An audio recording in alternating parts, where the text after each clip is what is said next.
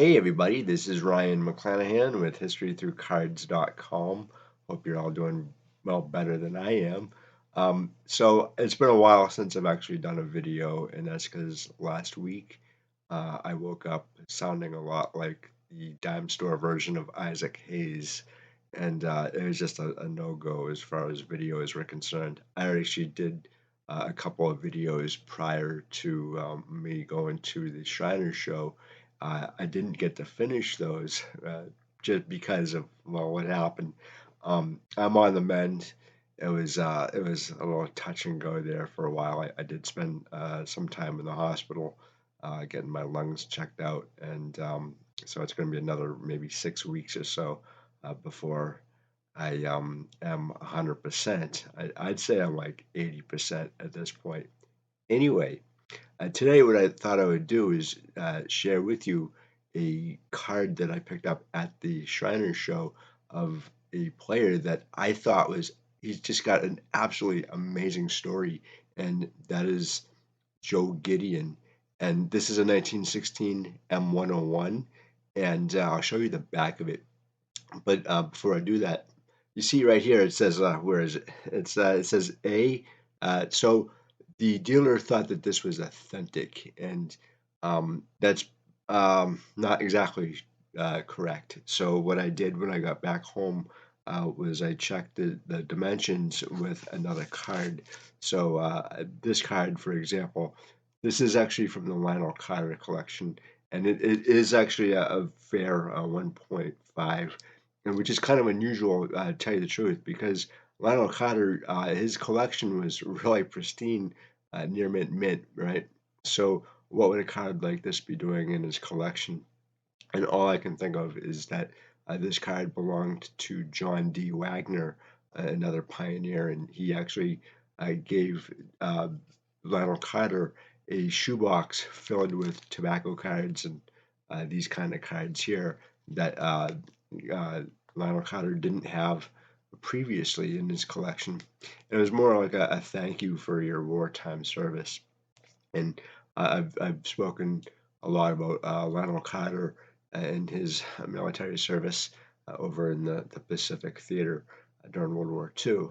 Anyway, so what I ended up doing was just kind of checking to see if the dimensions fit, and actually they do quite well. Although this card right here is probably in good condition. This is actually a globe. I'll show you the back of it if you guys haven't seen them. They look like this. I'm actually right in the middle, or else I was right in the middle of doing a fairly large or lengthy article on the M101 series.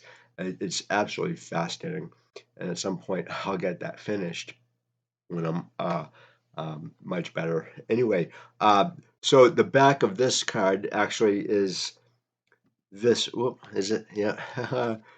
Technical difficulties, they do happen. So the famous and bar, these are not that difficult to find. The logo itself is really great. At least I think so.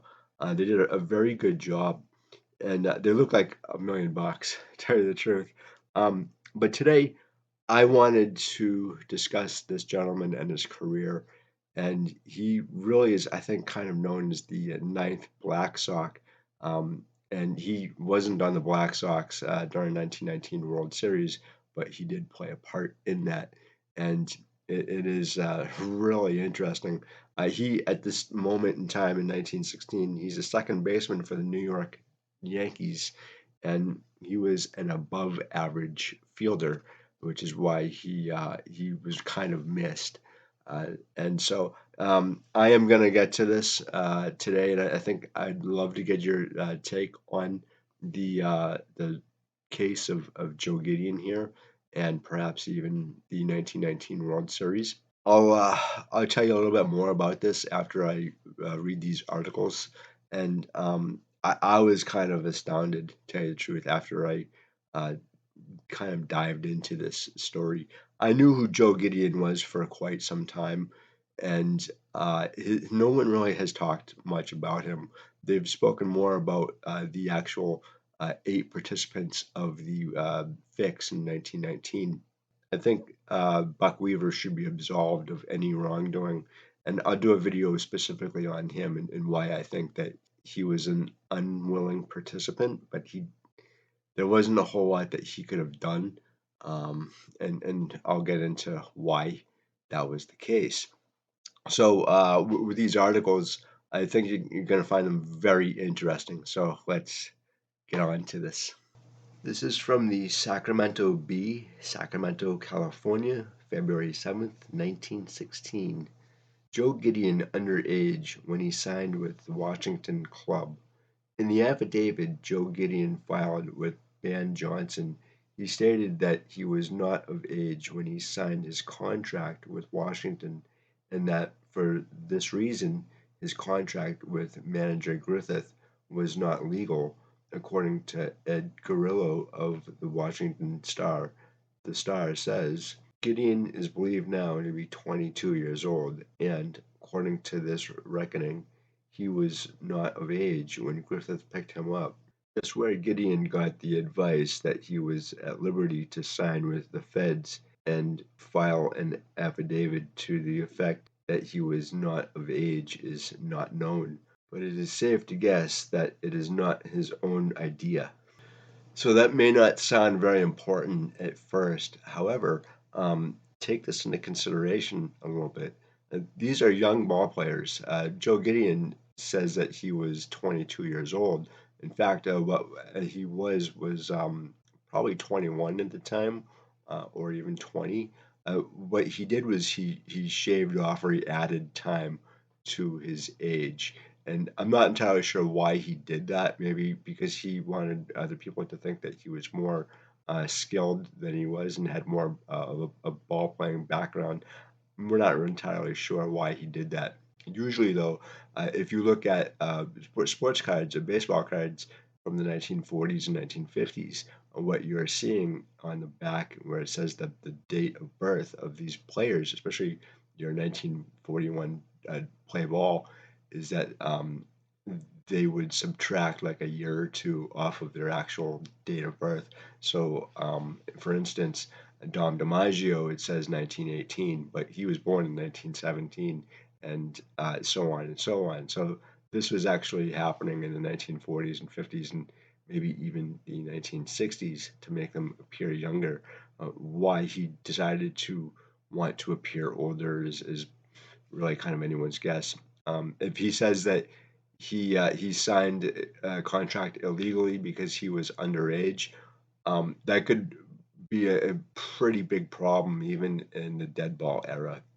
And there was some issues with Bob Feller signing a contract underage during high school, in fact, and that caused Kennesaw Mountain Landis to rule eventually in Bob Feller's favor. He had permission from his parents, but they kind of outlawed that. There was, I think, no problem up until like Bob Feller had had his issue in like 1936. So it may not have actually been a problem during Joe Gedeon's time, but also the problem here too is that Joe Gedeon's still a very young ball player, 22 years old.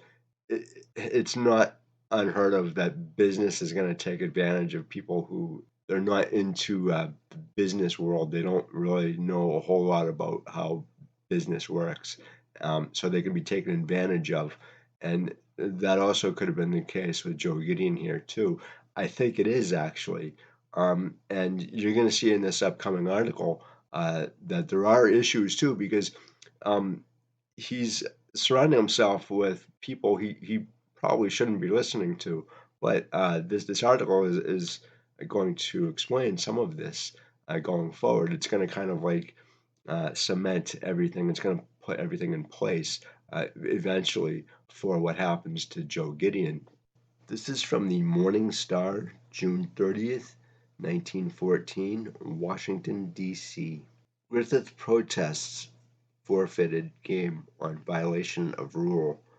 Van Johnson sure to take action with a few days. Gandal's suspension and injustice. Local manager contends. Ayers and Shaw today by J. Ed Grillo. I'm only going to read part of this. A lot of this has actually to do with the forfeiture of the game, which I don't really want to get into. It's fascinating, but it's still not pertinent to this discussion. So I'm only going to get to two different topics here. Joe Gideon's career as a member of the Nationals has ended, for the time being at least. Gedeon has been turned over to the Los Angeles club of the Pacific Coast League and will leave to join that club within the next few days. If Gedeon shows the improvement which he needs, he may be back with the local team next spring. But with Neff and Wally Smith to look after the utility roles, Gideon's chances are not very bright. This is his second season with the Nationals. He has played in but a few games during that time, and this season was used principally as a catcher in the batting practice. Just before yesterday's game, Chick Yandel was informed of his indefinite suspension. It seems that umpire Chill charges him with having tried to hit him with a thrown ball, though Gandel absolutely denies that he did this. The field was wet during the last day, and throwing was a precarious proposition. Wally Smith, who took Gandel's place after Chick had been banished, came also near hitting Chill when he threw home, yet Chill took no action against him. So I brought up Chick Yandel specifically because he is teammates with Joe Gedeon here, and he's not the only one from the 1919 White Sox who knows Joe Gedeon and has been teammates with him. Swede Risberg is also a very good friend of Joe Gedeon, and they're also teammates. And then you have Lefty Williams and Fred McMullen, and those guys are known, all of them, to go into like pool halls and place bets, and they're very well established in the St. Louis gambling circuit, if you will, and especially Joe Gideon, and usually in his off time, he's seen at like pool halls and stuff, and a lot of gamblers are associated with pool halls. So that's really where Joe Gideon fits in with the future 1919 Black Sox because he knows all these guys and he plays with them. They're teammates, and this gets him in trouble quite a bit. And it's also kind of like a warning, like you have to be careful of who your friends are, right? And then, as I said before, like Gideon is pretty young. In fact, they're all pretty young. But you would kind of like think that okay, like well, I'm doing something here that is known to be illegal in sports, and what he does actually is he gets information prior to the World Series that there's going to be a fix, and he places, I believe, $600 on the Reds to win it, or the White Sox to lose it, whatever one it is. Probably the White Sox to lose the World Series, and $600 actually in 1919 is the equivalent of $10,670.76. That's a lot of money for a 1919. And you consider what people, the average person, was making during the hourly wage. If that, I don't even think they had an hourly wage set until 1938. So you essentially you could be making like 25 cents a hour or something like that. Not much money. You can probably bring home like $5 a week. So like $10,000, basically $600 is quite a bit of money. That's $10,670 today. What happens afterwards is something that I'm going to explain to you guys in this article, and then I'll tell you a little bit more about that as we get closer to the end here. This is from the Oakland Tribune, June 30th, 1914. Joe Gideon comes to Angeles for option on club. Los Angeles gets Joe Gideon. This much was established today by telegrams from Washington, which told of the youngster's release to Los Angeles under an optional agreement, presumably covering the entire club. He leaves for Los Angeles tomorrow and will play either at short or second. Gedeon is eager to come out. He asked Clark Griffith to send him somewhere so that he could play regularly instead of warming the bench of the Senators. The way Clark Griffith's infield was going, there was no chance to use the flashy youngster, and Joe naturally grew impatient. The Coast League is Gedeon's first love. He attracted same as a member of the SEALs in 1912, playing second base and the outfield. He is a rangy, flashy youngster with a world of speed and natural grace. He should be of great assistance to the Angels. It will be either Gedeon or Emke who goes back to Washington next spring. So that tells us why he only had 4 games in 1914 with the Washington Senators. And I've heard this from a lot of other ball players from the 1940s and 50s that were in the PCL. And the one thing that they really liked about the PCL was the playing time. And you could really kind of cover an entire year. So with the Pacific Coast League really kind of being the third league, you had players who optioned or preferred to play with the Pacific Coast League because they were getting paid quite well and they had more playing time. Now, it wasn't the major leagues, and that's what Slaughter had said. He would have rather wanted to be up to the major league level, but he said, if you really wanted to play more games, and be paid really kind of year round, the PCL was a perfect fit. So a lot of players actually preferred to play in the PCL than the Major League Baseball. I could see that happening, especially when you have great weather, really kind of year round, right? So that's why Joe Gedeon here wanted to go back to playing with the PCL, and he asked Clark Griffith, who was the manager. Clark Griffith actually owned the team, but that wasn't until like 1920. So at this time, he was the manager, and that's a great story too. Clark Griffith getting really the major league team as a ball player because that really never happened. Anyway, so that's really why he wanted to go back, and he didn't play in 1915, and then he comes back in like 1916 with another club, the New York Yankees. This is from the Sacramento Bee, Sacramento, California, July 2nd, 1921. Joe Gedeon to testify in ball bribery cases. Chicago, July 2nd. William Burns, a former Chicago American club player, was named yesterday as one of the witnesses to be produced by the state in its prosecution of the former White Sox players and alleged gamblers charged with being implicated in the 1919 World Series baseball scandal. He is the only one of all the witnesses actually under indictment. Joe Gedeon of Sacramento, former St. Louis player, so was named. Members of the grand jury, which originally investigated the baseball scandal, were also included in the list. Additional witnesses to be supplied to the defense today include William Marg of Philadelphia. He's actually a boxer and former baseball player as well.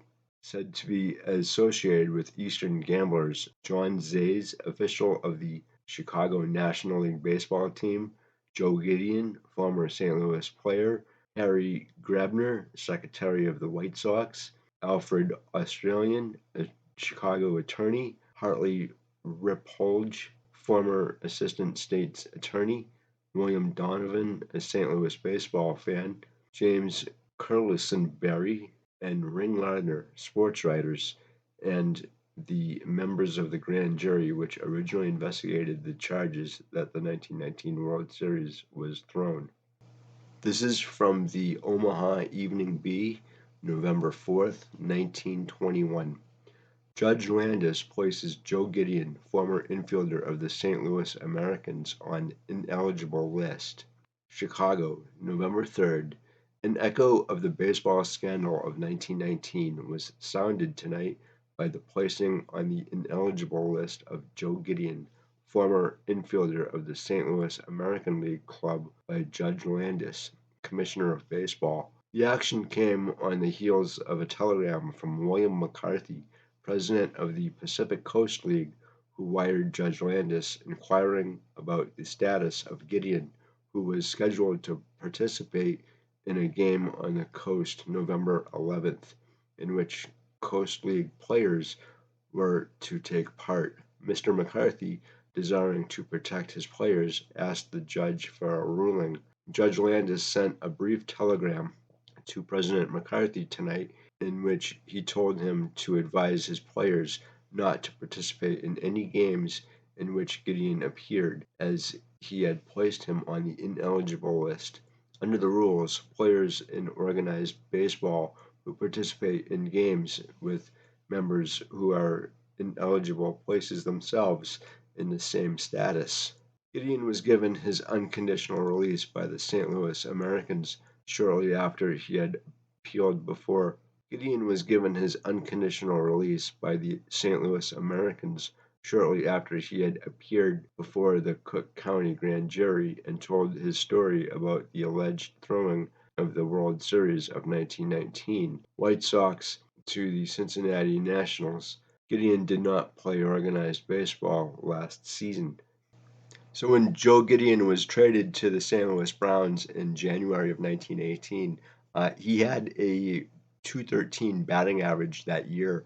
It was a war-shortened year to begin with, but 213, even in the dead ball era, is not very good. I think the average batting average of the era was about 240 or so.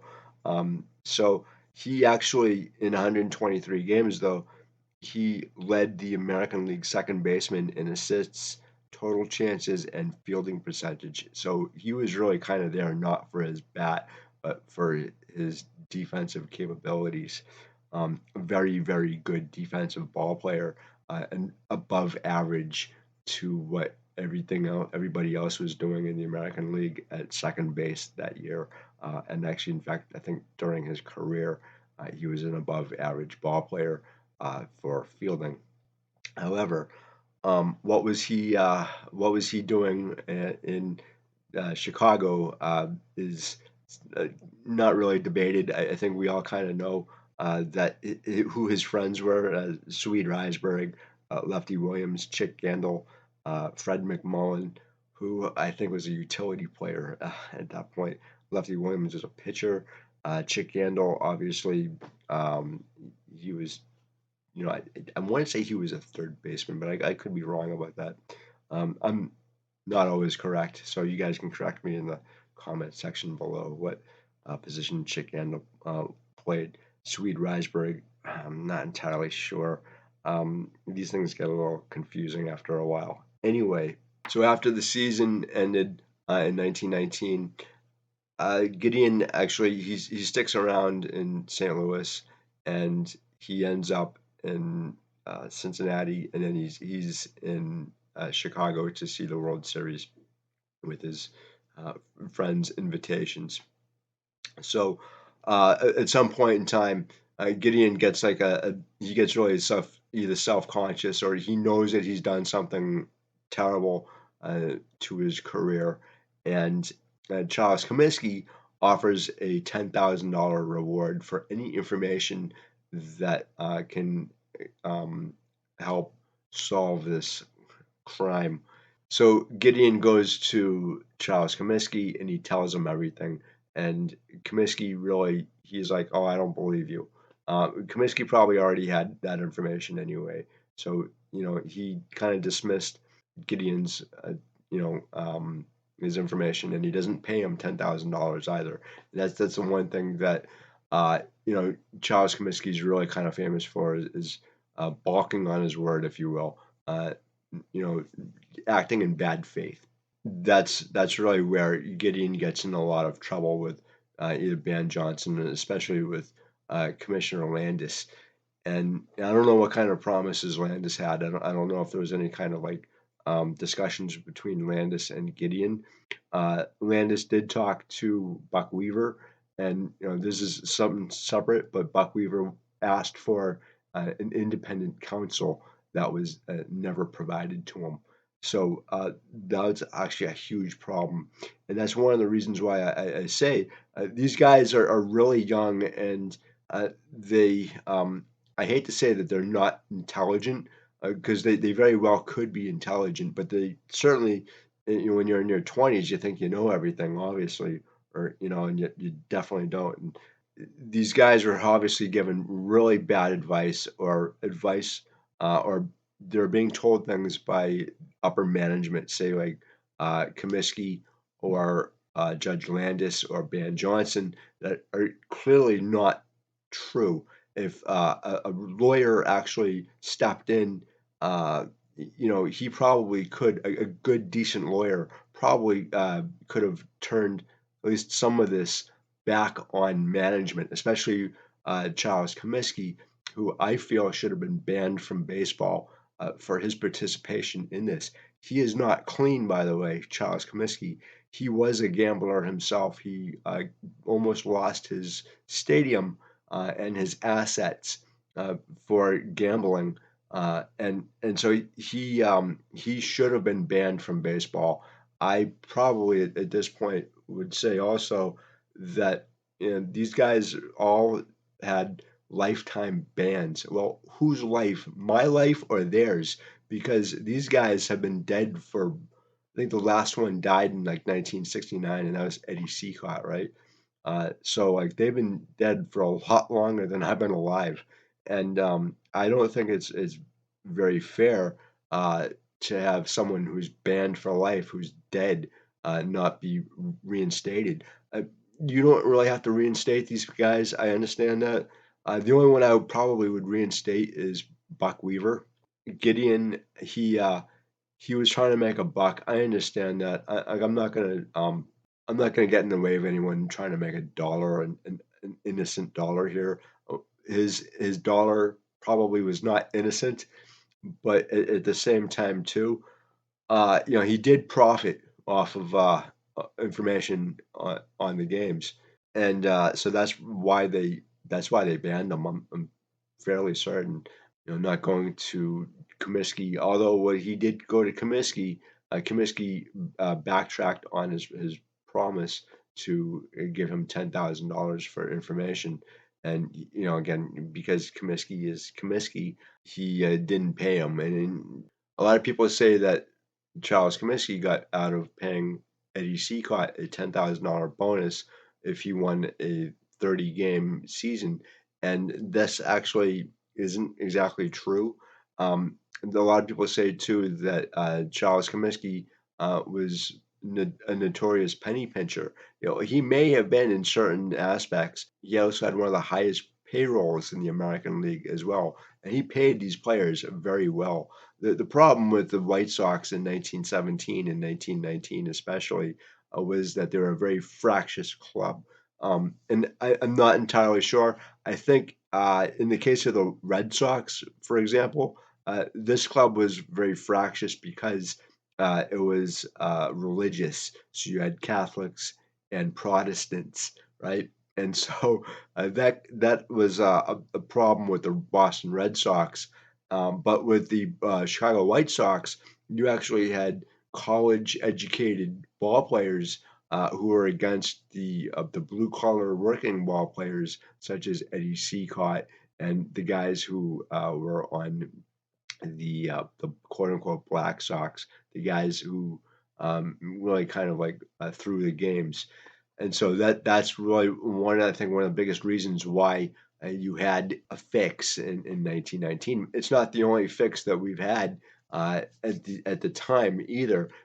As I said before in other videos, you had maybe the 1914 World Series was fixed. Those guys definitely dropped it.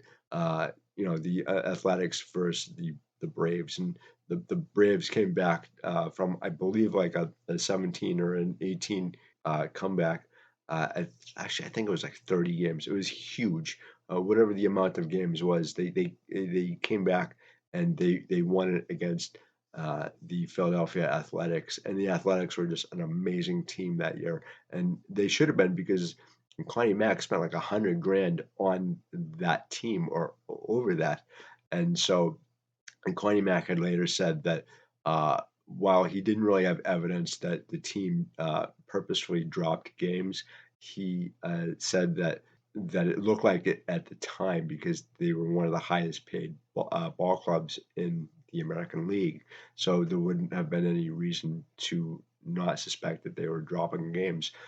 In this case, too, it's kind of strange because the Chicago White Sox were a very highly paid team, one of the highest paid teams in the American League in 1919. And also, you have the 1912 World Series. That's a little bit different, though. That's about receipts. And then you have in the 1918 World Series, one of those teams dropped it to the Red Sox. I'm not entirely sure if there's a lot of information on that or evidence. And then the 1921, 1922, and 1923 World Series are also suspect. I even heard the 1940 World Series. I'm not even sure about that one. I highly doubt it. Uh, and then you have a game in 1920 with Ty Cobb, and it was a third place finish. And that one's really kind of interesting too.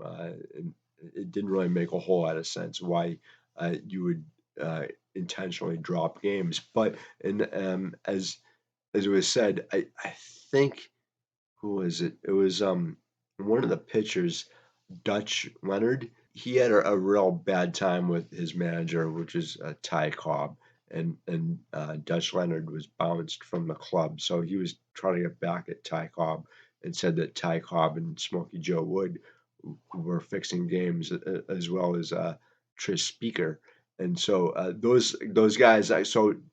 Those guys were actually um, they were asked not to participate in games anymore, effectively ending their career. And I believe this was about 1927 or so. And Smokey Joe Wood was converted to an outfielder for the Indians in, I believe, 1919 or so, 1920. And so he had retired in 1922. So really nothing could happen to him. So I'm not even sure if that's the reason why Smokey Joe would not make it into the Hall of Fame. The other thing too is those guys were not asked to participate in baseball games any longer, and Ban Johnson and the rest of the baseball powers that be kind of like took whatever evidence there was and crumpled it up and threw it in the trash. I've heard stories about this going back years and years where either Ty Cobb or Tris Speaker both walked into Ban Johnson's office or Kennesaw Mountain Landis. I think it was Johnson, and they showed him a list of at least 50 ball players that they knew were gambling on baseball. That's why they got off with a kind of a slap on the wrist. Did that actually happen? Baseball lore is not like hobby lore, right? Um, Sometimes you have definite proof, and sometimes you really don't because of the age, the expanse of time. So Joe Gedeon, again, he never played baseball after that. He passed away in 1941. Something really interesting here too, and it has to do with his nephew. And I'm going to read you an article about this. This is from the Transcript Telegram, Holyoke, Massachusetts, April 9th, 1945. Local woman's husband lost. Captain Elmer John Gedeon, son of Mr. and Mrs. Andrew A. Gedeon of Cleveland, Ohio, and husband of the former Laura May Pellissier of the city, has been presumed dead after having been missing in action over France since last spring. The son-in-law of Mr. and Mrs. George E. Palliser of Beach Street, Captain Gedeon was pilot of a heavy bomber based in England. He held the Soldier's Medal for bravery when he rescued a soldier from a burning plane, receiving serious burns. A native of Cleveland, Captain Gedeon graduated from the University of Michigan, where he was prominent in football and track. He was a member of the Phi Gamma Delta fraternity. He trained with the Army in Florida, Oklahoma, and Michigan before going overseas. Besides his parents and his wife, he leaves a sister, Audrey, who is living in Cleveland. At present, Mrs. Gedeon's sister, Mrs. Roland Wilcox of this city, is visiting her in Cleveland. This is from the Evening Star, May 11th, 1945. Gedeon Griff Rook, air crash victim. Captain Elmer Gedeon, rookie Washington outfielder when called to the service early in the war, was killed in a plane crash in France, April 20th, 1944. His father told the Associated Press in Cleveland today the 26-year-old Army Air Force bomber pilot previously had been listed as missing in action.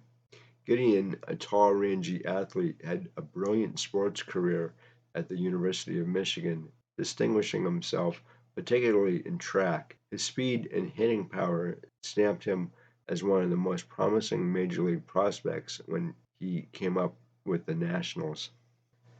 So Elmer Gedeon, he actually did play for the Washington Senators, I think in like 1939, and he's one of I think only two Major League Baseball players to die in combat in World War II.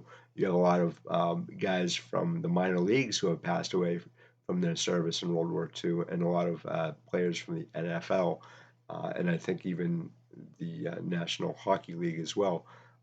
But you don't really have a whole lot of players who played professionally in Major League Baseball to have passed away in their combat in World War II.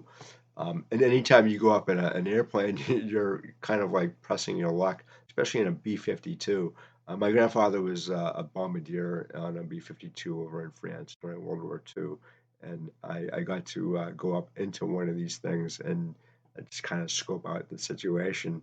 And there is no way I would ever want to be in that. My hat's off to all of those guys. I love my World War II veterans and my Korean War and Vietnam and Gulf War guys. And so, you know, I have real great respect for these guys.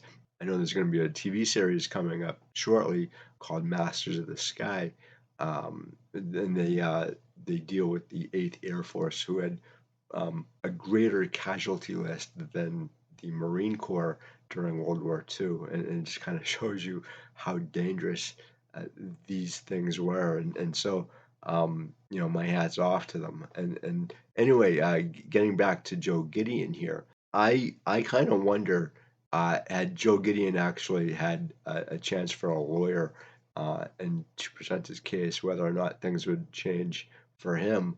I'm not entirely sure anything would because he did bet on baseball.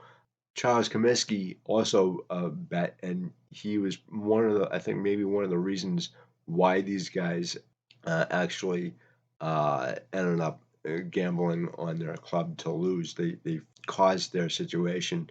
Gideon is a different story, I think, because he didn't directly play for them. He didn't play at all. He did profit off of this, and maybe Charles Comiskey was kind of jealous that he didn't think of it first. I don't know, and I'm being a jerk here when it comes to Comiskey because I really don't like the guy.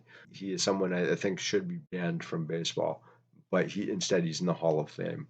And again, you could make a good argument as to why Comiskey is in the Hall of Fame. If it's a reason that he should be, I'm all ears. If you guys want to leave any comments in the section below to explain why Charles Comiskey belongs in the Hall of Fame in the first place. Has a really good reason to be in the Hall of Fame as a player and maybe as a manager, but as an owner, I don't think he was very good. He also depleted a lot of his finances right after this as well, and the team could never get back to what they were in the 1910s because they weren't really, the White Sox weren't really getting revenue. It was not there, and that's why you have a really bad baseball club ever since. And but the next time they went to the World Series was 1959, the Go Go Sox, and that's actually a really great team. and a great World Series. Even though that the White Sox lost in the '59 series, it's still one of my favorites, and I kind of root for the 1959 White Sox, even though they lost. There's a lot of great players: Nellie Fox, Louis Aparicio, Billy Pierce, Sherm Lawler, I think, was on that team as well. Yeah, you had Ted Kluszewski on that team as well, and he's one of the reasons why the White Sox actually went to the World Series that year. But the great team. The 1919 White Sox should have beat the Reds pretty easily too. That's the other thing. And you had Christy Mathewson who was up in the booth and he was watching what was going on. And obviously, he's retired at this point in 1919. But he knows exactly how baseball is supposed to be played. So he was able to uh, tell everyone else like there's something not right here. Then you had Ring Lardner as well, and these sports reporters at the time, they're not stupid either, right? But the problem here also is that you have a lot of non-truths or half-truths along with this too to sensationalize what was going on. So it's you have to kind of like get away from all the sensational yellow journalism, if you will, to try to get at the truth. And I think now we know more about these things than we did back in 1919, where like five or maybe even six generations apart from the generation that was involved in this. So we can see this through clear, objective eyes, right? We have no association with any of the ball players unless you have one of the ball players in your family. I can see why you'd be like, Chick Yandel played the game great, but for the most part, these guys they did violate the rules. They did associate with gamblers. And the other thing too about this, none of the gamblers ever went to jail for any of this. I'm probably going to get into more into the 1919 World Series and I look into Buck Weaver because I feel very strongly, in fact, that Buck Weaver got a raw deal. So I think Buck Weaver should have his name cleared. I don't think that Joe Gideon should, although I'm open to all possibilities.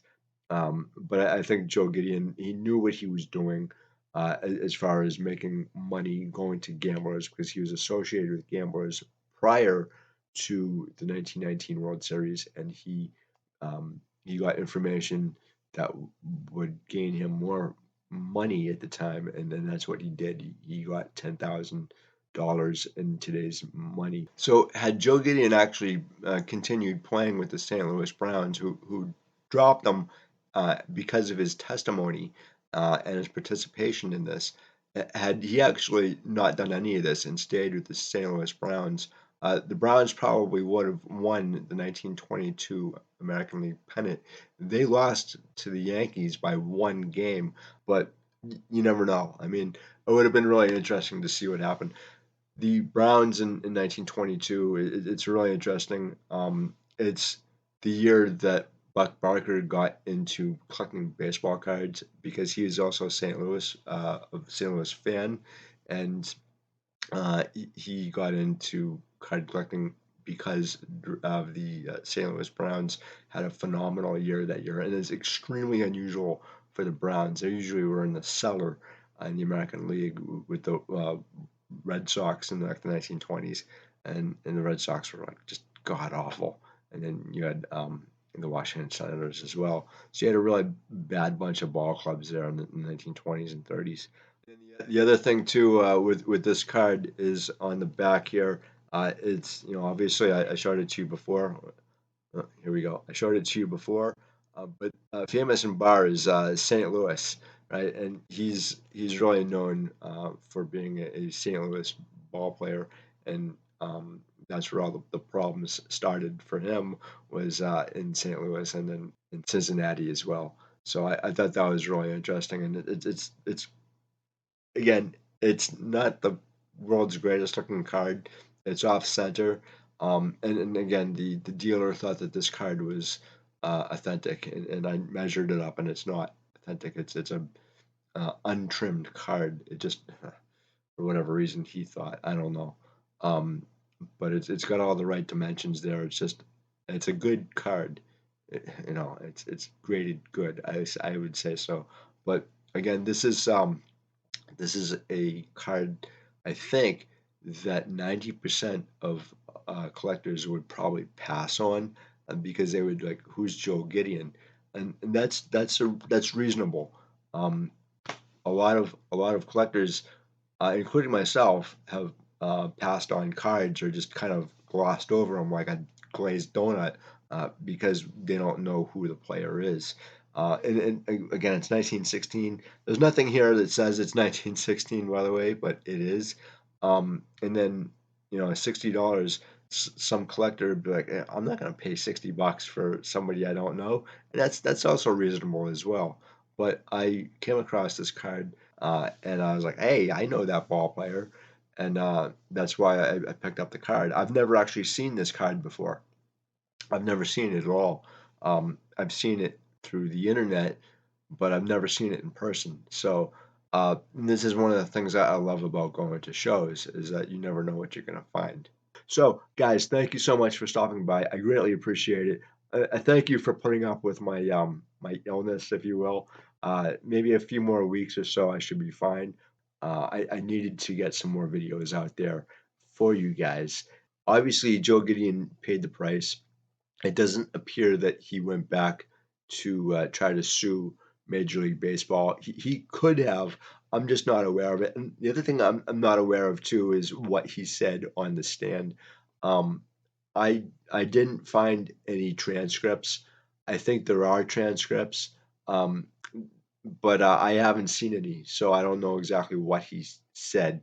That would have been really fascinating. However, guys, thank you so much for stopping by. I would love to hear what you guys have to say in the comment section below. Let me know if you think that Joe Gideon got a raw deal by the upper management, if you will, Ban Johnson or Kennesaw Mountain Landis. And I'm not a fan of Kennesaw Mountain Landis at all, and I've been pretty clear as to why.